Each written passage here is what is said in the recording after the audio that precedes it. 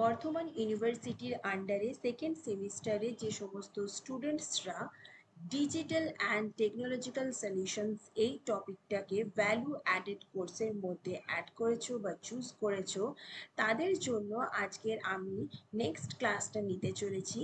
Last ক্লাসে কম্পিউটারের মধ্যে তোমাদের আমি MS PowerPoint-এর using smart art and tables, animations and slide transitions, slide show options এই তিনটে পোর্শনস কভার করেছি আগামী তিনটে ক্লাসে। আজকের ক্লাসে আমরা প্রুফিং অ্যান্ড প্রিন্টিং এই অপশনসটা সিলেবাসে যেটা রয়েছে সেটা সম্পর্কে ডিটেলসে জানবো এবং কিভাবে MS PowerPoint-এ আমরা এটা ব্যবহার করব সেগুলো জেনে নেব। প্রথমে একবার দেখে নিই যে সিলেবাসে কি কি রয়েছে। Check spelling as you type, setting autocorrect options, save as video, save as JPG file, save as PowerPoint show file and print preview এবং তার সাথে প্রিন্ট। তাহলে এই কয়েকটা অপশনস বা সিলেবাসে যেগুলো রয়েছে সেগুলো আমরা পরপর দেখে নেব। তো তোমাদের সুবিধার্থে টাইমটা কম লাগার জন্য আগের থেকে আমি একটা পিপিটি বেশ কিছু বলতে কিছু টেক্সট টাইপ করে রেখে দিয়েছি, তার মধ্যে তিনটে স্লাইড আমি নিয়েছি। প্রথমে দেখে নিই সিলেবাসে কোনটা রয়েছে। Check spelling as you type, তার মানে তুমি পিপিটি যখন বানাচ্ছ কোনো ক্লাস নেবার জন্য বা নিজের সুবিধার্থে বা সেমিনার কনফারেন্সে প্রেজেন্ট করার জন্য যখন পিপিটি বানাচ্ছ, তখন আমরা যখন টেক্সটগুলো টাইপ করি হতেই পারে যে স্পিডে বা ভুলবশত কোনো স্পেলিং মিস্টেক হয়ে গেছে। যখনই স্পেলিং মিস্টেক হয়ে যাবে কম্পিউটার কিন্তু তোমাকে সেটা বুঝিয়ে দেবে। কিভাবে বোঝাবে? সাপোজ ধরো আমি এখানে একটা টেক্সট বার নিচ্ছি এবং সেখানে আমি একটা ওয়ার্ড টাইপ করছি, এডুকেশন লিখতে গিয়ে আমি এটা ভুলে গেলাম, এডুকেশন CATION হবে, ঠিক আছে? এবার আমি ভুলে গেছি। এরপর যখনই আমি সেটা ভুল টাইপ করব অটোমেটিক কিন্তু আমার ল্যাপটপ বা ডেস্কটপ বা কম্পিউটার সেটা কিন্তু একটা রেড সিগন্যাল দিয়ে দিবে, কারণ বেশ কিছু ওয়ার্ড বা ম্যাক্সিমাম ওয়ার্ড কিন্তু কম্পিউটারের মধ্যে লোড করা রয়েছে, কম্পিউটারের নিজস্ব একটা মেমোরি রয়েছে। যদি সেই মেমোরির মধ্যে সেই ওয়ার্ডটা তার ভুল বলে মনে হয় তাহলে কিন্তু নিচে একটা দাগ চলে আসে লাল। এরপর দুই ভাবে কিন্তু তুমি এটাকে স্পেলিংটাকে চেক করতে পারো। এক হলো যে যখনই দেখছো লাল দাগ তোমার মনে হলো যে এটা হয়তো ভুল, কিন্তু তুমি সঠিক ওয়ার্ডটা তোমার মনে নেই বা বুঝতে পারছো না যে কোন জায়গায় ভুল করেছো, কিছু না, সেই ওয়ার্ডটা যার নিচে এরকম রেড একটা দাগ চলে আসবে, আন্ডারলাইন চলে আসবে, তার গায়ে গিয়ে প্রথমে রাইট ক্লিক করবে। রাইট ক্লিক যখনই করবে তখন কিন্তু ওই ওয়ার্ড রিলেটেড কম্পিউটারের মধ্যে যেগুলো ইনবিল্ট রয়েছে বিভিন্ন ধরনের ওয়ার্ড তোমাকে দেখিয়ে দেবে। প্রথমটাতেই দেখো যে এডুকেশনস ওয়ার্ড, যেটা আমরা ভুলবশত ভুল টাইপ করেছিলাম, তার যে সঠিক ওয়ার্ডটা সেটা দেখিয়ে দিয়েছে। ওকে, অটোমেটিক কিন্তু ল্যাপটপ বা ডেস্কটপ বা কম্পিউটার সেটা কিন্তু রাইটটা নিয়ে নিল। এছাড়াও তোমরা আরো অন্যভাবে কিন্তু এই অটো বা স্পেলিং যে চেক সেটা করতে পারো। স্বাভাবিক ধরো আমরা তিনটে স্লাইড নিয়েছি, এরপর আমি পুরো তিনটে স্লাইডের মধ্যে বা পুরো পিপিটিটার মধ্যে স্পেলিং চেক করতে চাই। ওপরের যে অপশনস গুলো রয়েছে file, home, insert, draw, design, transitions, animation, slide show, record, review এই অপশনসটাতে আমরা ক্লিক করব। রিভিউতে ক্লিক করার পর একদম লেফট সাইডে প্রথমের যে অপশনসটা সেটা দেখো, দেখতে পাচ্ছ স্পেলিং। স্পেলিং তার মানে এই যে দেখাচ্ছে স্পেল চেক কমপ্লিট, মানে পুরো তিনটে স্লাইড কম্পিউটার চেক করে দেখে নিয়েছে, কোনো রকম কিন্তু স্পেলিং ভুল নেই। এরপর আমি একটা ইচ্ছে করে ভুল ওয়ার্ড লিখছি এবং দেখাচ্ছি, চলো কিভাবে তোমরা সেটাকে ঠিক করতে পারো। একটা তো দেখালাম যে এরকম রেড লাইন চলে আসবে, রাইট ক্লিক করে সেটা করতে পারো। অনেক সময় আমরা সঠিক স্পেলিং লেখা সত্ত্বেও কম্পিউটারের যদি মনে হয় যে সেটা ভুল, তখনও কিন্তু সেক্ষেত্রে একটা রেড আন্ডারলাইন কম্পিউটার শো করে। সেক্ষেত্রে কি করব? প্রথমে চলে যাব রিভিউ, সেখান থেকে স্পেলিং এই অপশনসে চলে যাব। এরপর দেখো যে কনস্ট্রাকশন যেটার আন্ডারলাইন হয়েছে রেড কালারে, তার মানে এটা রেড মার্কস, মানে একটা ভুল তার সেটা শো করছে। এখানে দেখো কনস্ট্রাকশনের বিভিন্ন ধরনের কিন্তু ওয়ার্ড ওই জাতীয় শো করছে। তাহলে এই যে কনস্ট্রিকশনস বা কনস্ট্রাকশনস, আমি এটা বিল্ডিং কনস্ট্রাকশন, তার মানে এই ওয়ার্ডটা সঠিক।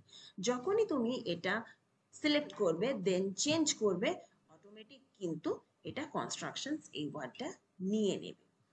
আবার ধরো যেটা বললাম যে যদি কম্পিউটারের সঠিক মানে সঠিক স্পেলিং টেক্সট টাইপ করা সত্ত্বেও যদি কম্পিউটারের মনে হয় যে যেটা ভুল হলেও হতে পারে, সেক্ষেত্রে কিন্তু তারা রাইট মানে একটা রেড সিম্বল কিন্তু তারা দেয়।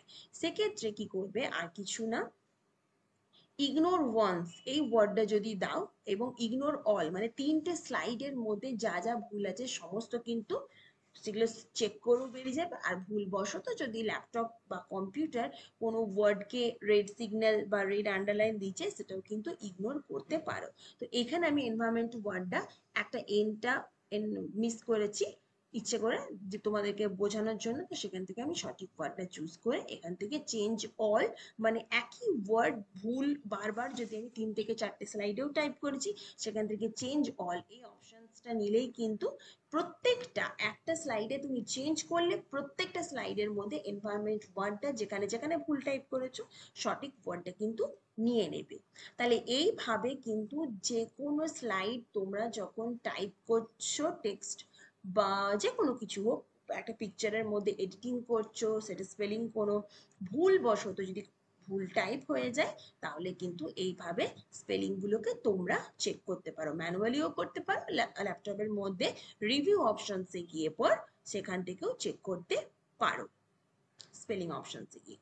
এরপর দেখে নিই নেক্সট যে সিলেবাসে রয়েছে সেটা হচ্ছে সেটিং অটো কারেক্ট অপশনস। দেখে নিই এটা কি বলতে চেয়েছে।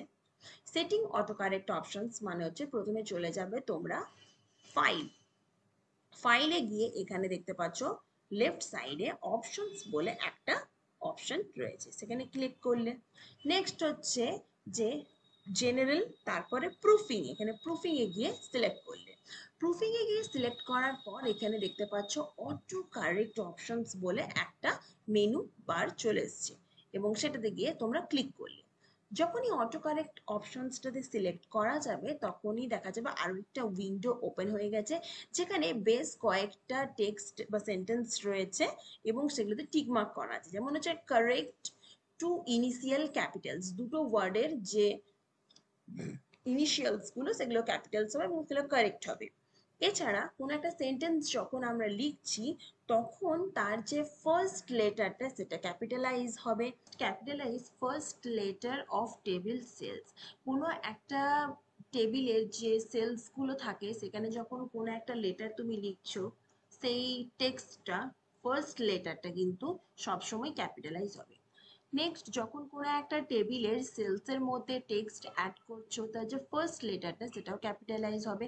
তো এইভাবে কিন্তু যে যে অপশনসগুলো রয়েছে সেগুলো তোমরা তোমাদের ইচ্ছে মতো টিক করতে পারো, আবার যদি না চাও তাহলেও কিন্তু সেক্ষেত্রে তোমরা টিক মার্কগুলো অফ করে দিলে হবে। এরপর লাস্ট যে অপশনসটা রয়েছে replace text as you type, যদি তোমরা খেয়াল করে দেখো তাহলে আমরা যখনই এ বি সি সি যখনই লিখি এন্টার দিলেই সাথে সাথে কিন্তু এই চিহ্নটা দিয়ে রিপ্লেস হয়ে যায়। ঠিক এরকম ভাবে ধরো তোমার কোনো একটা স্লাইড বানানো হয়ে গেছে, এরপর একটা ওয়ার্ড 3-4টে স্লাইডের মধ্যে রিপিটেশনস রয়েছে, এরপর সেই ওয়ার্ডটা তুমি রিপ্লেস করতে চাও, তো টি টি এই 3টে ওয়ার্ড আমি পুরো স্লাইডগুলোর মধ্যে পিপিটির মধ্যে সেটাকে আমি রিপ্লেস করতে চাই, কি দিয়ে রিপ্লেস করতে চাই, টিটিটি থেকে আর আর আর। তাহলে এখানে টাইপ করার পর তুমি অ্যাড অপশনসটা যখনই ক্লিক করবে সেটা কিন্তু ল্যাপটপের মধ্যে ইনবিল্ট হয়ে গেল, দেন তুমি ওকে করে দাও। ওকে, আর এখানে ওকে অপশনসটাও টাইপ করে দাও। এরপর দেখো আমি টি কে আর আর দিয়ে রিপ্লেস করব, টি একটা এন্টার দিলে অটোমেটিক আর আর আর নিয়ে নিবে। এরপর প্রথম আরটা ক্যাপিটাল কেন এলো, কারণ ওখানের মধ্যে তোমার অটো কারেক্ট যে অপশনসটা রয়েছে তার মধ্যে যদি তুমি দেখো যে সেখানে কিন্তু লেখা ছিল যে টেক্সটের প্রথম লেটারটা কিন্তু ওয়ার্ডের প্রথম লেটার অবশ্যই কিন্তু ক্যাপিটাল হবে, তাই সেক্ষেত্রে কিন্তু ক্যাপিটাল এখানে হয়ে গেছে। এরপর তুমি যে কোনো ধরনের ওয়ার্ড, এখানে তুমি যদি বলে তাহলে ইটা কেন ক্যাপিটাল হলো না, কেন এত কনসেপ্টটা করা ছিল না। এরপর যখন আমি অটো কারেক্ট অপশনস আমি যাই ওয়ার্ড লিখি না কেন সেটা কিন্তু অটোমেটিক চলে আসবে। এই যে দেখছো এডুকেশন সেভার লিখলাম, ক্যাপিটালাইজ হয়ে গেল প্রথম ওয়ার্ডটা। এটা দেখানোর জন্যই কিন্তু অটো কারেক্ট অপশনসটা রয়েছে। কোনো একটা ওয়ার্ডকে তুমি অটো কারেক্ট করতে চাও, বা যদি ধরো এই যে দুটো ওয়ার্ডের মধ্যে যে প্রথম ওয়ার্ডটা সেগুলো তো ক্যাপিটাল, যদি তোমার মনে হয় যে শুধুমাত্র একটা সেন্টেন্সের প্রথম ওয়ার্ডটাই ক্যাপিটাল করব, তারপরের ওয়ার্ডগুলো সব স্মলে যাবে, তো সেক্ষেত্রেও কিন্তু সেই অপশনসটা টিক মার্ক অথবা তুমি অফ বা রিমুভ যে কোনো একটা কিছু করতে পারো। নেক্সট আমরা দেখে নেব যে সিলেবাসে কি রয়েছে। Save as video. Save as video মানে যদি আমরা পুরো পাওয়ার পয়েন্ট স্লাইডসটাকে একটা ভিডিওর আকারে বানাতে চাই, যেমন কোনোরকম কোনো মাউস ক্লিক ছাড়া বা টাইপিং ছাড়া সেটা অটোমেটিক একটা ভিডিওর আকারে চেঞ্জ হতে থাকবে পরপর স্লাইড নেক্সট টু নেক্সট, সেইভাবে যদি ভিডিও আমরা রেডি করতে চাই পুরো স্লাইডটাকে, যেমন এখানে আমি 3টে স্লাইড দিয়ে একটা পিপিটি বানিয়েছি, এরপর আমি এটাকে ভিডিও আকারে বানাবো। তো চলে যাব ফাইল, নেক্সট চলে যাব এক্সপোর্ট, এখানে অপশন পেয়ে যাব ক্রিয়েট এ ভিডিও। এখানে দেখো full HD, large file size এরকম প্রচুর রয়েছে, তার মধ্যে সবথেকে বেস্ট হাই কোয়ালিটির আলট্রা হাই কোয়ালিটির লার্জেস্ট ফাইল হচ্ছে আলট্রা এইচডি 4K। তো এটাকে আমি সিলেক্ট করে নেব। এখান থেকে তোমরা চুজ করতে পারো যে একটা স্লাইড থেকে যখন নেক্সট স্লাইডে যাবে তার মাঝে কত সেকেন্ডের গ্যাপ থাকবে, মানে একটা স্লাইড থেকে আরেকটা স্লাইড যেতে 5 সেকেন্ড 6 সেকেন্ড। তো আমি এখান থেকে দেখো তোমরা চাইলে কমাতেও পারো আবার বাড়াতেও পারো, তো আমি এখানে 4 সেকেন্ড করে দিলাম, সরি 3 সেকেন্ড করে দিলাম। নেক্সট ক্লিক করতে হবে ক্রিয়েট ভিডিও। ওকে, এখানে অপশন চাইছে যে তুমি কোন জায়গায় ভিডিওটাকে বানিয়ে সেভ করতে চাও। তো আমি এখানে চুজ করে নিয়েছি unit 3 proofing and printing file সেকশনের আন্ডারে। নাম রাখতে চাই, আমি আমার নামেই রাখছি যাতে খুলতে বা ওপেন করতে সুবিধা হয়। আর ফরম্যাট বা save as type MPG 4 video, sorry. Then এখানে সেভ অপশনসে গিয়ে পর ক্লিক করে দাও। এরপর যখন তুমি ভিডিওটা ওপেন করতে যাবে প্রথমে তোমাকে এই যে পিপিটিটার ওপর ভিডিও বানালে সেটাকে ক্লোজ করতে হবে। ওকে, সেভ করে দাও। ওকে, এনিওয়ে ক্লোজ করে দিলে এরপর তুমি এখানে গিয়ে পর ওপেন করো, যদি দেখতে চাও তাহলে দেখবে যে এখানে গীতাঞ্জলি বলে একটা ভিডিওটা অলরেডি সেভ হয়ে গেছে। এরপর এখানে গিয়ে আমি ওপেন করে নেব। দেখো এখানে 15 সেকেন্ডের একটা ভিডিও যেখানে অটোমেটিক 5 সেকেন্ড অন্তর অন্তর, সরি 3 সেকেন্ড অন্তর অন্তর এক একটা স্লাইড কিন্তু চেঞ্জ হয়ে আছে। এখানে যদি তোমরা কোনো রকম অ্যানিমেশনস কাস্টম অ্যানিমেশনস অ্যাড করো তাহলে কিন্তু সেই ওয়াইজই প্রত্যেকটা স্লাইড চেঞ্জ হতে থাকবে। এখানে ভিডিওটা বারবার বারবার রিওপেন হয়ে যাচ্ছে এবং নেক্সট স্লাইডগুলো কোনো রকম আমাকে কিন্তু মাউস ক্লিক করতে হয়নি, অটোমেটিক একটা ভিডিওর আকারে তৈরি হয়ে যাচ্ছে। তো এইভাবেও কিন্তু তোমরা কোনো জায়গায় কোনো একটা পিপিটি ওপেন করে সেটাকে ভিডিও আকারে বানিয়ে ক্লাসে রিপ্রেজেন্ট করতে পারো, অথবা কোনো সেমিনার বা কনফারেন্সে রিহার্স টাইমিং সেটা সেট করে বা রিহার্সাল দিয়ে পর এভাবে কনফারেন্সে প্রেজেন্ট করতে পারো। নেক্সট যে অপশনস আমরা দেখে নিই কি রয়েছে, সেভ অ্যাজ জেপিজি ফাইলস। মানে এই যে পুরো পিপিটিটা এটাকে আমি একটা জেপিজি ফাইলে কনভার্ট করব, যেখানে একটা ফাইল ক্রিয়েট করব যেখানে প্রত্যেকটা স্লাইড জেপিজি ফরম্যাটে থাকবে। তো সেই জন্য আমি ফাইল অপশনসে চলে যাব, এখান থেকে সেভ অ্যাজ, এরপর কোন জায়গায় রাখবো সেখানে গিয়ে আগে আমি সিলেক্ট করে নিই। তো এখানে যেখানে আমি ভিডিওটা রেখেছিলাম সেখানেই আমি রাখবো। ওকে, এখানে কি নামে রাখতে চাই, এখানে একটা আমি নতুন নাম করে দিলাম গীতাঞ্জলি ফাইল।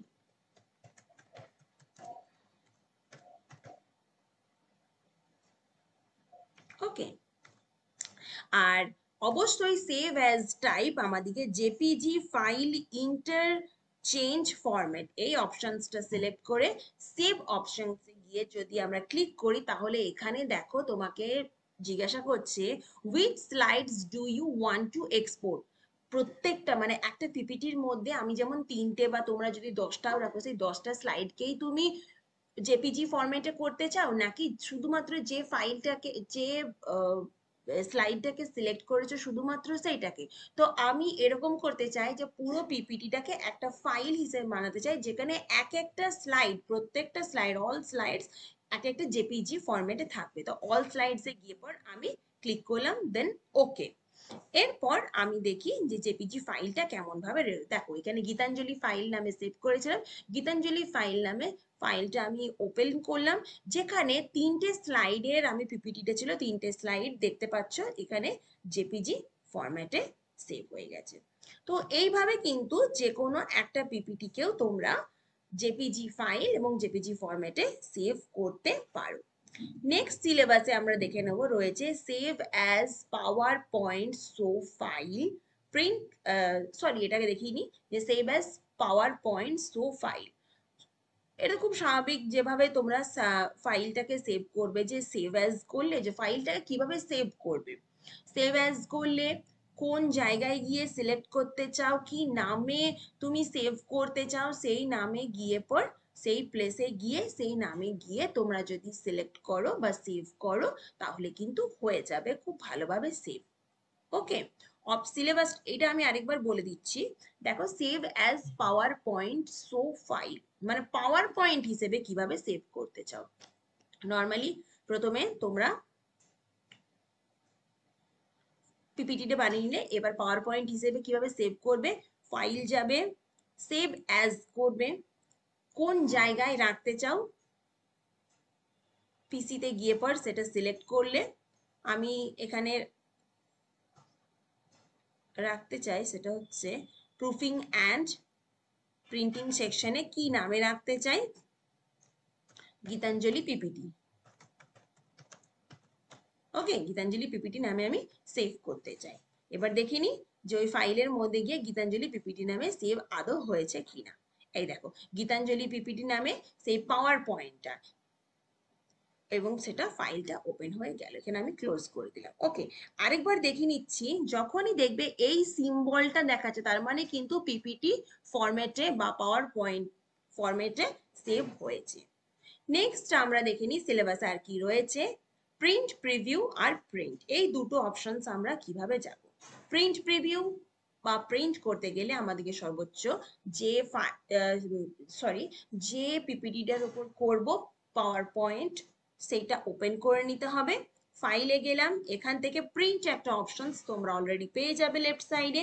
এখান থেকে যদি প্রিন্ট করতে চাও পরপর পরপর প্রত্যেকটা কিন্তু তোমার স্লাইড প্রিন্ট হয়ে চলে আসবে। আর প্রিন্ট প্রিভিউ, এই দেখো এখানে যদি ড্রপ ডাউন বক্স বা নিচে নামাও তাহলে কিন্তু দেখতে পাবে প্রত্যেকটা স্লাইড কিন্তু তোমাকে এখানে প্রিন্ট প্রিভিউ করে দেখাচ্ছে। আবার যদি